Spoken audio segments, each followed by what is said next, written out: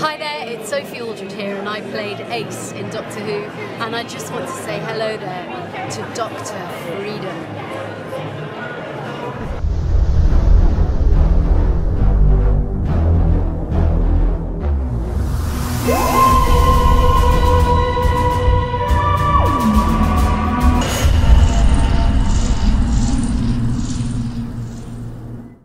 Good evening, folks. Dr. Freedom here with you. Time some Doctor news from in and around the universe that may or may not affect you in a strange, weird, incredible level that could only touch your soul in ways that, well, we won't discuss outside of court.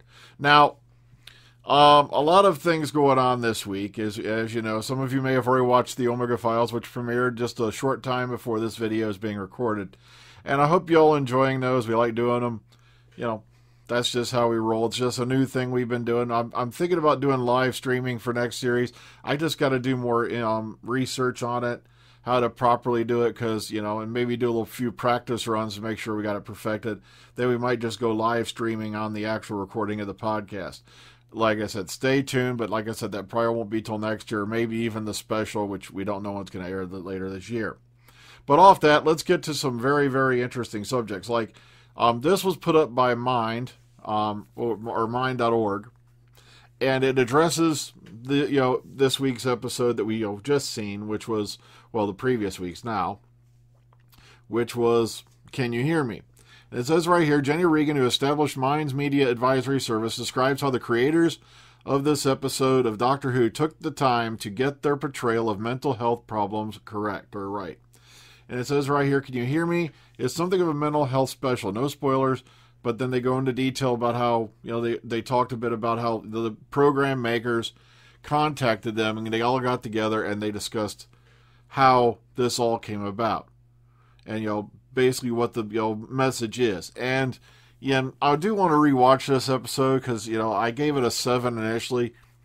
But at the same time, it may go up in time, just like, the ratings are, on the overnight, on the consolidated that certain other channels don't discuss. But that's a whole other thing. So if you want to read this, here it is. I thought I'd throw that out to you. Now, once again, warning, we might be walking into spoiler territory in just a few minutes. So I just want to warn you now. All right, I'll give you another warning. But the big thing today was, of course, this past weekend was the BBC Studios, showcase. And I believe it wrapped up today, if memory serves. And this is where, Chibnall and, Chris Chibnall and Jodie Whittaker were together, and they were talking, at this conference, trying to sell Doctor Who, to various buyers and whatnot. So, it says right here, it was an annual invitation-only event in Liverpool where the sales clients and production partners see previews of BBC Studios programs, meet actors, creatives, and decision-makers, and are treated to lavish evening events. Now, Jodie Whittaker was snapped by her makeup artist and stylist as she prepared for this, Monday evening's events. There she is, looking very lovely, of course. Here's some more shots of her from here and there. I don't know, the pants weird me out. That's just me, but okay. So, but the funniest part is there was another shot that came up with all these. There was Jadoon, guys in Jadoon gear, apparently, in the full deal, serving drinks. And for some reason, that photo was taken down. It's like, it's not an episode of Doctor Who, you morons. Why are you taking down a photo in an event? It's a public event. Well, not exactly a public event, because, as it says right here, on Tuesday morning, a Doctor Who panel with Jodie Whittaker and Chris Chibnall was held as part of a BBC drama scripted session at the showcase. Now, Jodie Whittaker was heard speaking of her audition for the role of the Doctor and praised the work and rich history of the cast, crew, and creatives, both past and present. The panel was not conducted for the general public, and it is not known what was said in its entirety by Whittaker and Chibnall. And, of course, it says where it wrapped up today as the guests prepared to depart.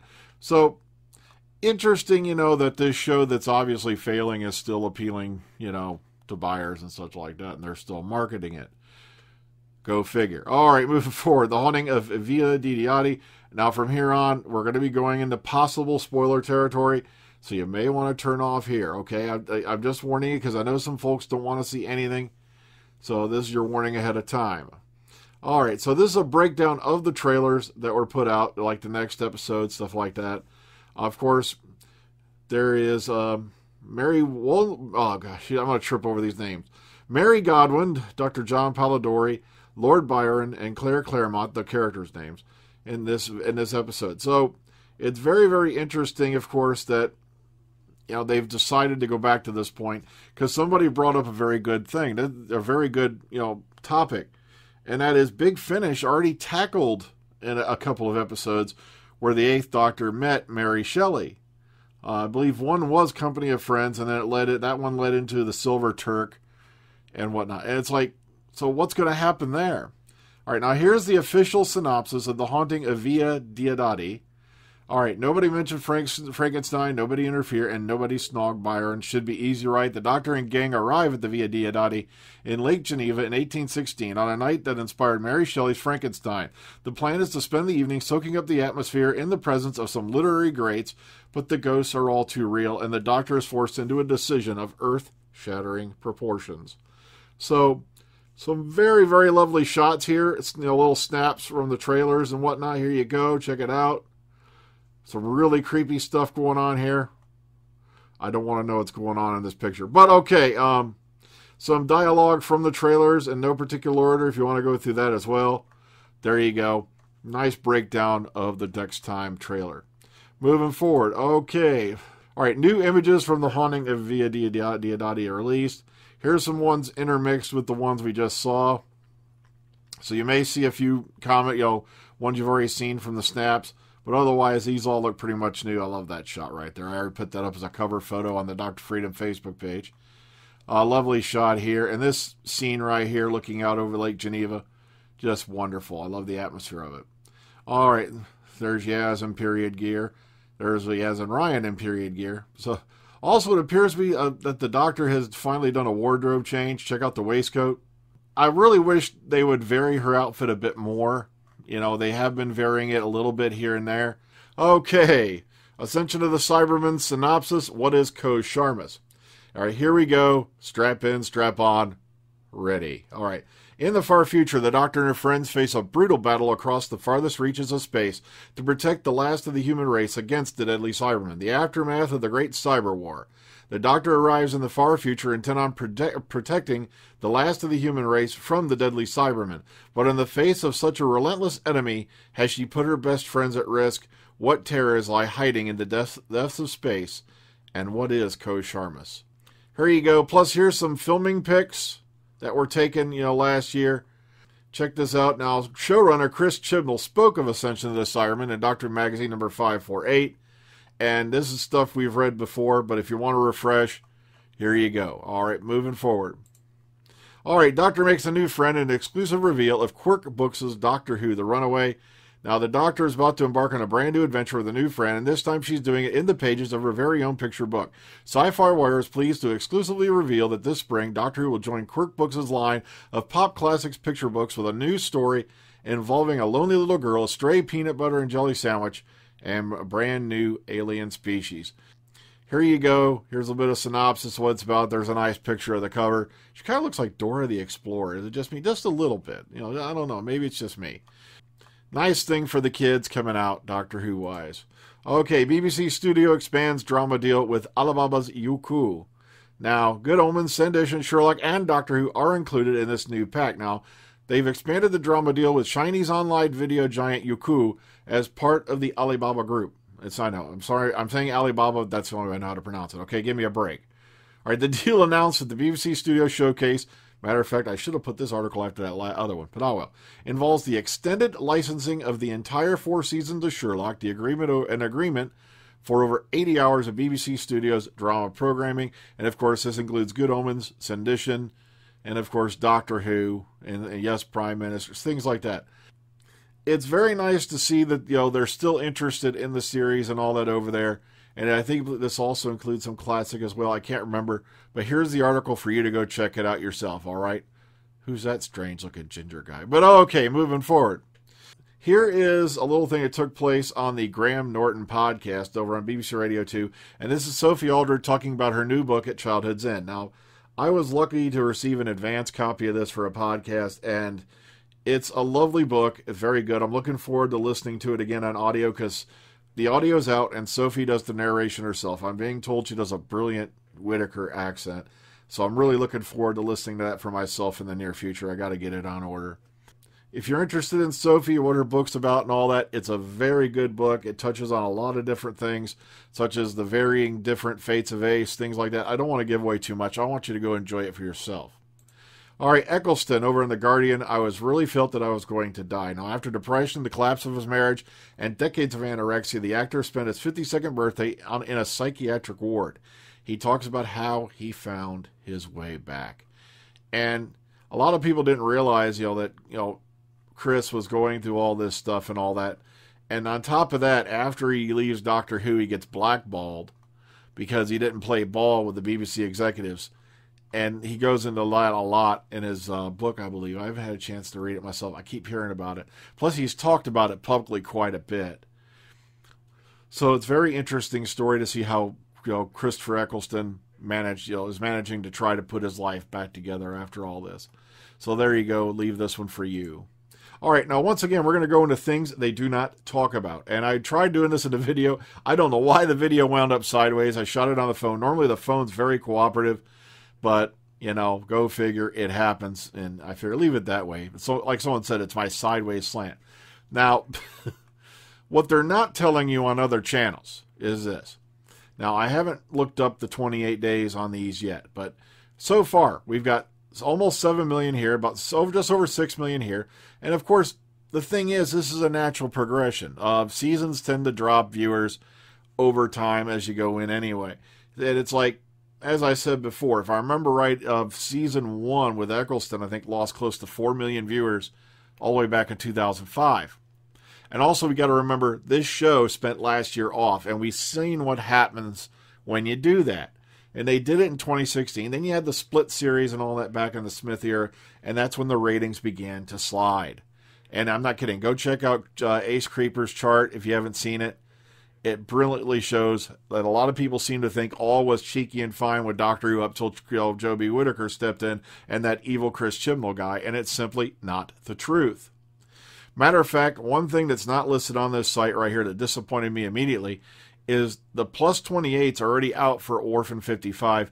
It is now up to 5.89 million viewers after 28 days. That's very close to this figure here. They're not that far apart. Now, I don't know if they're up for 4 yet, but also look at this.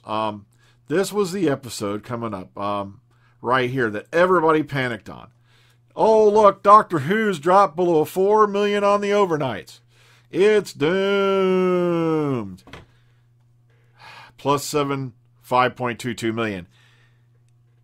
Ladies and gentlemen, boys and girls, that means it gained 1.25 million viewers on the online watches after it's been off TV. Here, see how these numbers jump once you take in the online views and add them in? They don't talk about that because it doesn't fall into this paragon of desperate times for Doctor Who that's being painted out there all over the internet, in numerous websites and YouTube sites. Folks, Doctor Who's doing rather fine considering it was off for a year. The only people you can blame for the sudden ratings loss is the BBC.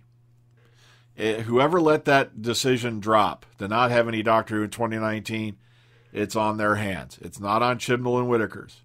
I really wish people would get off that, especially what I call the white knight fantasy, where if they think they stamp their feet and throw a tantrum like a child enough that they're going to get a new showrunner. It's not going to happen. Chibnall was not the first guy, from what I understand, to have been asked to take the job.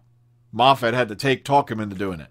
That's on record. Moffat said that. He had to basically, prod him into doing it. And look at the thanks this guy is getting. All he did in Series 11 was try to give you what you want.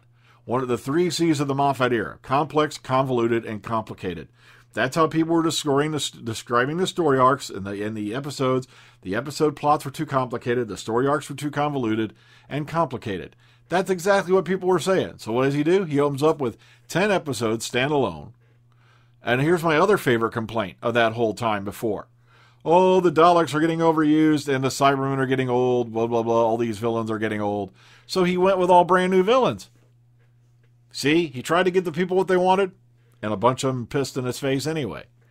I don't know what to tell you, folks. You can't always get what you want, in the words of the almighty Rolling Stones. But so if you try so hard sometimes, you get what you need. All right. Once again, I'm going to keep putting this site up. Doctor Who, still at 6.8 times the demand of the regular show. Mary, click on it right here. That the audience demand for Doctor Who is 60.5 times the demand of the average TV series in the United Kingdom in the last 30 days. It's raised 29.7%. That has gone down a bit. But still, the demand for it, see, is still bounced back up to here. Ladies and gentlemen, boys and girls, once again, this is not a site the other guys will even mention, because unlike Rotten Tomatoes and other ones, it uses actual analytic data. It doesn't take votes that can be botted easily. Well, that's all I had to talk to you about tonight. And like I keep telling people, keep the faith, enjoy what you're watching, and enjoy it while it lasts. Doctor Who could literally be gone at the stroke of a pen. A lot of people don't realize that. There's shows out there that have had really, really popular followings that have just disappeared because of studio politics and things like that. Enjoy it while it's out there, kids. And by the way, to you folks out there who are still naysaying, you don't know what you got until it's gone. Have a good night.